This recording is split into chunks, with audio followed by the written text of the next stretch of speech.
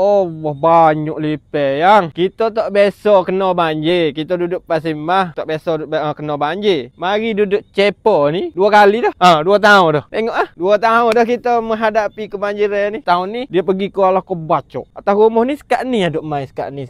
Tapi kat lipat banyak masalah. Rumah kita ni banyak lipat duduk tepi sawah kak. Tak apalah, biarlah. Ni kerja tu saya nak royak. Awak kena ingat deh. Pakat share ramai-ramai. Minta tolong share video ni. Tolonglah share deh. Pada esok, mulai esok 20 ni hari bulan, depan kedai emas Seri Semata akan bagi putu halbo free. Set-set awak lalu sahaja berhenti, singgah ambil. Location dia Bandar Baru Tunju. Awak daripada kacak aje ada tak bila Mayday kau nakan ni, nampak selalu saya buat besar.